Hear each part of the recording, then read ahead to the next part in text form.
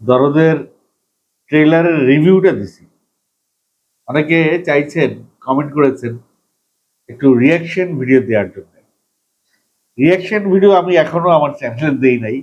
আপনাদের চাহিদার কারণে আমি করছি প্রথমটা। দেখি কিরকম রেসপন্স হয়। যদি ভালো রেসপন্স হয় হয়তো এরপর থেকে রিয়াকশন ভিডিও দেব। চলেন কথা না বাড়িয়ে দরদের ট্রেলারটা দেখে আসি।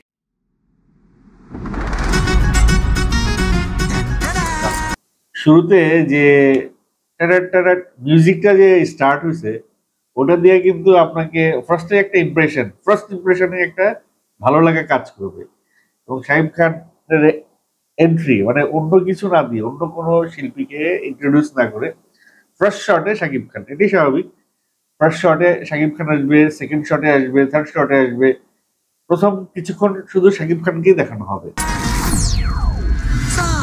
মেগা স্টার শাকিব খান, এই ব্যাপারটা ভাল লাগছে।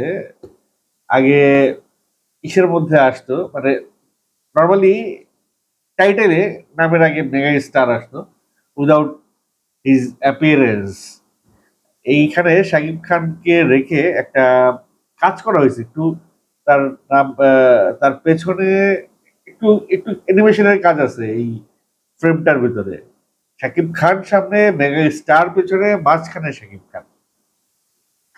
আর গ্লোরি অ্যান্ড লাভলি, মানে গ্লোরি ফেয়ার অ্যান্ড লাভলি নাকি, এটা ফেয়ার অ্যান্ড লাভলির বিজ্ঞাপনটাও তারা পেয়ে গেছে টাইটেলে।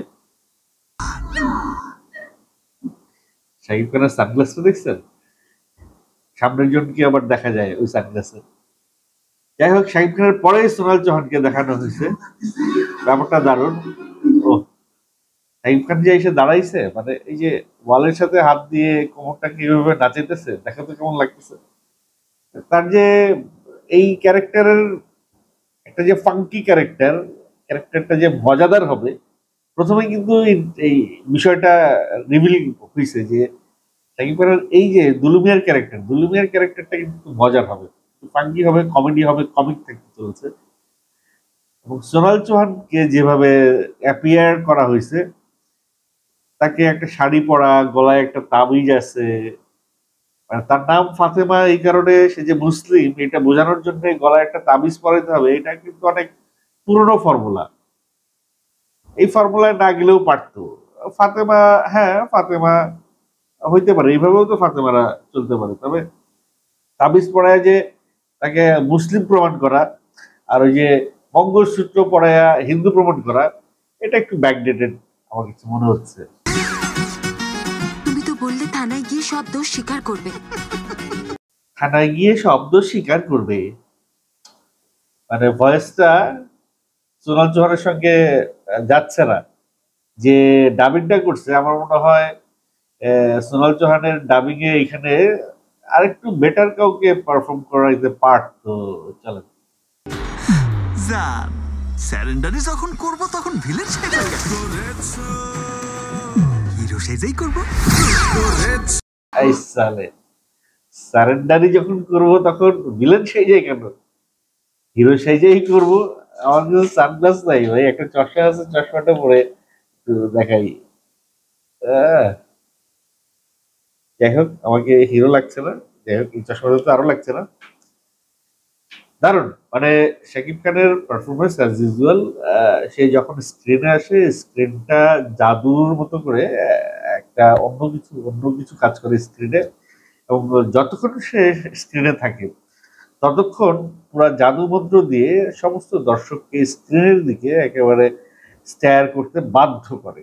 মানে এক দৃষ্টিতে তাকিয়ে থাকবে যতক্ষণ শাকিব খান স্ক্রিনে থাকবে। চলেন আগে যাই।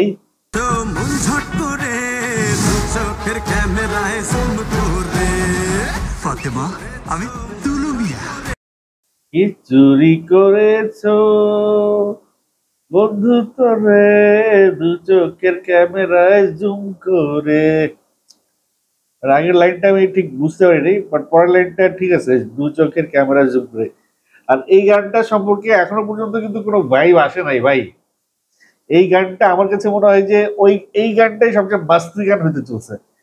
এই চুরি করেছো বন্ধু তোরে দু চোখের ক্যামেরায় জুম করে, এই গানটা মানে ফাটাই দিবে। এই গানটা আমার কাছে মনে হয় দরদের যে একটা মাস্তি গান, রোমান্টিক গান তো জিসমতের রোমান্টিক গান হিসেবে সে বেস্ট, কিন্তু একটা মাস্তি গান থাকে না সিনেমার ভিতরে, এই গানটা সে মাস্তি গান থাকবে এবং সিনেমা হল থেকে বেরোয় সবার মুখে মুখে দেখবে যে এই গানের লাইনগুলোই মানে আওড়াইতে থাকবে দর্শকরা।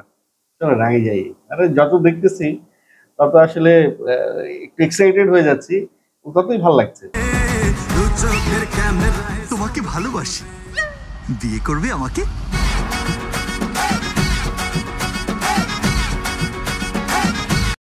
মানে সোনাল চৌহানকে একেবারে প্রেম থেকে বিয়ে, বিয়ের পর থেকে একটা পার্ট দেখানো হচ্ছে।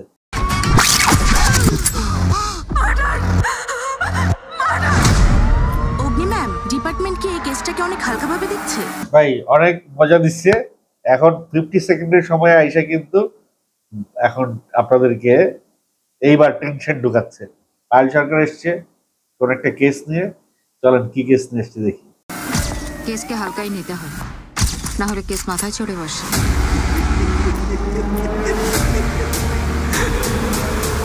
ফাতিমা তুমি ভুল বুঝতেছো। ফাতিমা জেনে ফেলছে যে দুলু মিয়া কি করে, এবং দুলু মিয়া ফাতিমারে বুঝাইতেছে যে সে ভুল বুঝতেছে। তার মানে বিষয়টা একটু ক্রিটিক্যাল হয়ে গেছে, গল্প জমতে শুরু করছে, জমে বরফ হইতে শুরু করছে। আমি সবাইকে ডেকে বলে দেবো তুমি আমার সারপ্রাইজকে খুন করে। শাকিব খান কিন্তু সোনাল চৌহানের মুখটা চেপে ধরছে, তার মানে সোনাল চৌহান কিছুটা তো জেনে গেছে এবং শাকিব খান চায় না সোনাল চৌহান সেটা সবাইকে বলে দিক, এবং এই কারণে হয়তো শাকিব খান তার স্ত্রীকেও খুন করে ফেলতে পারে। এরকম একটা যে মিষ্টি খাওয়ায় যে সবাই খুন করে, সেই বিষয়টা সে তার সোনাল চৌহানেরও কিন্তু একটা পর্যায়ে মিষ্টি খাওয়াইছে। সামনে আছে, তখন দেখি।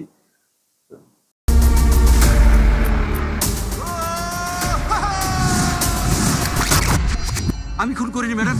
খুনটা উনিই করেছে। আরে সরফরাজকে মারিনি, আমাকে মেরেছে, আমাকে মেরেছে। আমি সরফরাজকে মারিনি, আমাকে মেরেছে।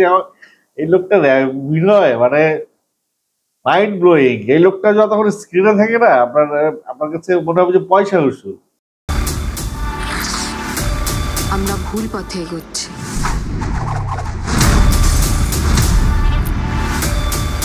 অ্যাকশনের জায়গাটাতে আমার কাছে মনে হয়েছে খুব আহামরি কোনো অ্যাকশন এখানে ইউজ করা নাই। গল্পের প্রয়োজনে যেরকম অ্যাকশন ব্যবহার করা দরকার সেরকম অ্যাকশন ব্যবহার করছে। ওই যে তুফানে যেরকম ওয়ান টেক শট হয়েছে ওই টাইপের অ্যাকশন, অ্যানিমেল এই টাইপের অ্যাকশন, যেহেতু বাজেট অনুযায়ী অনেকে হয়তো অনেক হিউজ অ্যাকশন ডিমান্ড করতে চাইতে পারেন, ভাবতে পারেন যে অনেক ভালো বিশাল একটা অ্যাকশন হবে, সেরকম কিছু না হলেও তবে অ্যাকশনে ভায়োলেন্স থাকবে, সেটা বোঝা যাচ্ছে। This is not a normal case.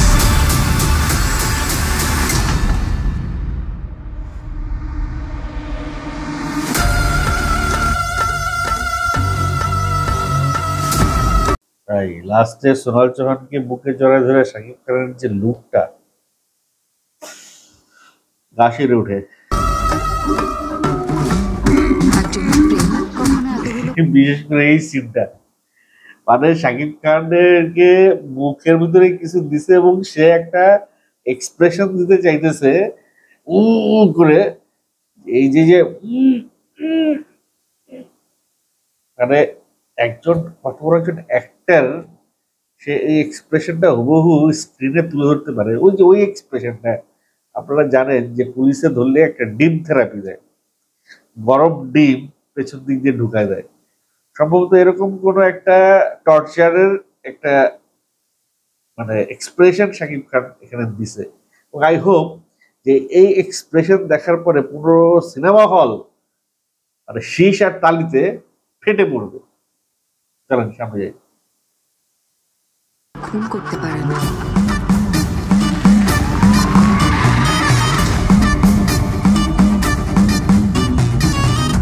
আমি তাহলে জিতেই গেলাম। সেই ঐতিহাসিক ডায়লগ, আমি তাহলে জিতেই গেলাম। মানে দুলু মিয়া বা শাকিব বা সরফরাজ যেই হোক, মানে শাকিব খান শেষ পর্যন্ত জিতেই যায় এবং সেটা অপরাধ করে খুন করে হোক, যে কোনো কারণে হোক, সেটা শাকিব খান জিতে যায়।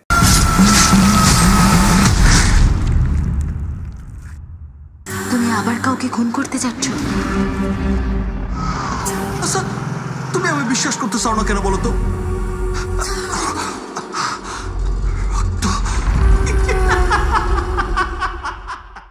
এবং সেই হাসিটা জোস জোস, অসাধারণ, দুর্দান্ত একটা মাস্টারপিস।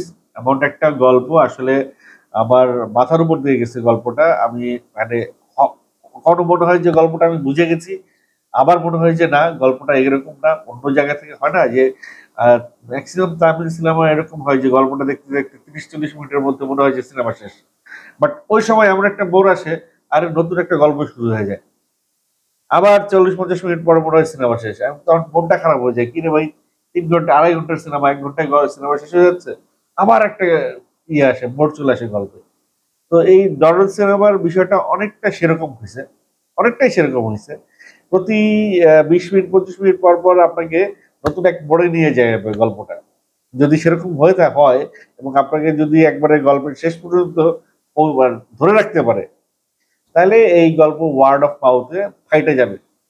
যে পাবলিসিটি অনন্য করতে পারে নাই, সেই পাবলিসিটি দর্শকই করে দিবে। এবং আমার মনে হয় সেই রকম কিছু হইলে এই গল্প আগামী 2-3 মাস সিনেমা হলে এই শাকিব খানের দরদ চলতে থাকবে। এবং এভাবে যদি একটা করে সিনেমা শাকিব খান প্রতি 3 মাস 4 মাস পর পর দেয়, তাহলে আমার মনে হয় সিনেমা হলগুলো আবার নতুন করে চাঙ্গা হয়ে উঠবে।